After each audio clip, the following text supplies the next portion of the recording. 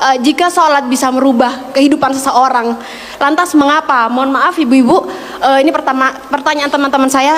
Lantas kenapa seorang mungkin marbot atau takmirul masjid la ghaniyun ya Ustaz? Hakada hada sya'urtu bil huzn wa hada soal yubtiluni bakam tulisani kadalik wa ana mutawatir la astati ajibu hada soal kadalik Ustaz. Alhamdulillah. طيب بعد من كنا تريدنا أن تسألنا باللغة العربية فلا بأس. شكرا أستاذ. عفوا. So you can ask me with any languages that you want to speak. If you want to ask with English, okay, inshallah. Even in Arabic, inshallah, I will answer. Even in Japanese, watashi wa Indonesian wa desu. Even in France, bonjour, comment ça va? Ça va bien. Even in Tagalog, komasta ka mabuti? Even in Bangladeshi, kamu naso baluashi. Ini beliau tanya, singkatnya begini. Ya, saya senang belajar bahasa. Jadi saya kalau mau dakwah ke negara itu tertentu, saya pelajari bahasanya. Jadi saya mau ke Jepang, saya belajar bahasa Jepang. Ya, saya mau ke Eropa, saya pelajari. Ini teman kita, adik kita bertanya, kenapa marbot masjid itu nggak kaya? Kalau memang Islam itu datang untuk merubah kehidupan seseorang. Pertanyaannya yang mau dirubah itu apanya? Karena mindset seseorang berpikir kalau berubah itu selalu penampilan materi. Sedangkan Islam itu datang bukan untuk merubah materi, tapi mempercepat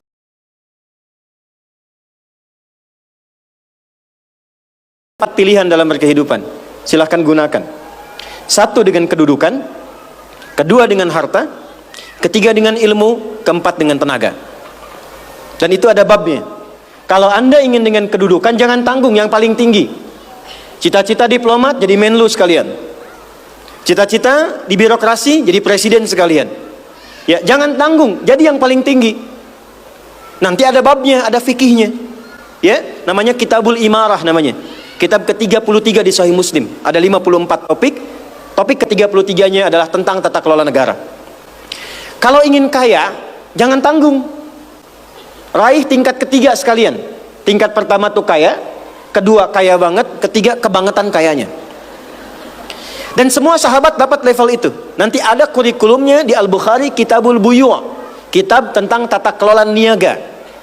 Tidak pernah ada sahabat Nabi, kemudian tabi'in dan generasi setelah itu yang mengamalkan bisnis dengan metode itu. Tidak pernah mereka berdagang dan kembali modal, nggak ada. Mereka selalu kembali untung. Nggak ada dagang kembali modal, kembali untung. Abdurrahman bin Auf, Utsman bin Affan. Yang pertama tadi Amr bin As, Umar bin Khattab dan sebagainya. Tiga, ilmu. Ilmu jangan tanggung, jadi pakar di bidangnya. Utsman lihat, oke, yang di birokrasi Amr, saya di harta. Tapi Ali melihat, Utsman sudah ngambil harta, Amr sudah ngambil kedudukan, saya pilih ilmu, passion saya di ilmu. Maka yang diperdalam ngaji.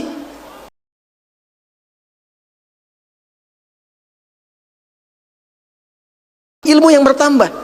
Dan itu yang dia bawa bekalnya menghadap Allah.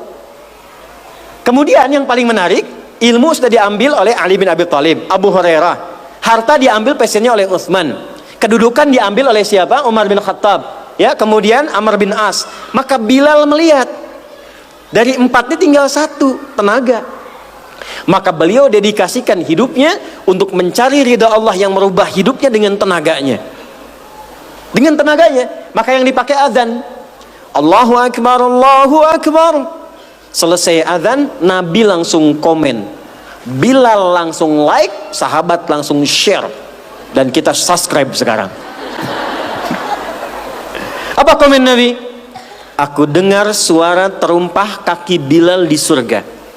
Bilal ketika mendengar itu, adzan aja udah komen saya ke surga. Ngapain lagi saya kerja harta seperti Utsman? Secukupnya yang ada, yang penting saya jaga, meninggal masuk surga. Itu fikihnya.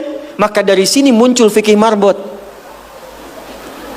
Jadi kalau Anda ingin jadi marbot untuk mencari dunia, Anda salah tempat. Anda harusnya datang ke Hijab Fest, lihat orang jualan, pelajari itu, besoknya jualan jilbab.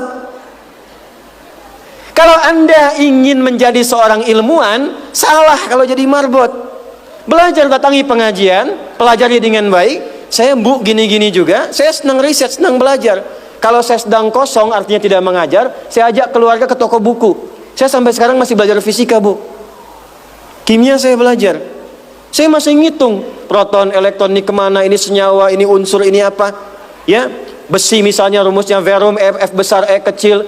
Atomnya itu nomornya 26, ada isotop 55, 56, 57, 59. Yang paling stabil itu isotop 57. Surah 57 ayat 25 sampai 26, surah besi kan.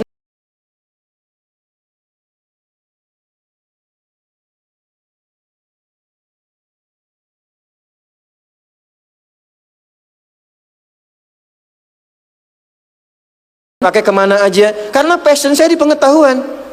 Jadi kalau ditanya, saya nyambung. Saya cuman nggak bisa main lato-lato aja. Orang tanya saya hukum musik, saya nggak semudah lisan mengatakan halal, haram, tidak. Saya riset, Bu, sampai ke notasinya. Apa jenis musik, apa karakternya, dari syair sampai ke sekarang, sampai ke notasi. Itu saya pelajari. CDF, GABC, GFIS, DFIS, G, DFIS, G, ABCIS, D, ABCIS, D, FIS, GIS A, FIS, GIS A, BCIS, DIS E, BCIS, DIS F, FIS, GIS AIS B, FIS, GIS AIS B, CIS, DIS AIS FIS, CIS, AIS FIS, GIS AIS BIS, CIS. Apakah saya bisa main musik? Tidak. Saya nggak terlalu suka. Main piano nggak bisa, gitar nggak bisa, karena gelombang kami di Quran beda. Tapi untuk memberikan hukum saya riset. Saya tahu ini lagunya fulan, fulan, fulan, fulana, fulana, fulana. Kita bisa berikan hukum. Ya. Kalau kita tahu passion kita, bisa milih, pertahankan untuk pulang, jadikan itu sebagai istiqomah jalan pulang kita.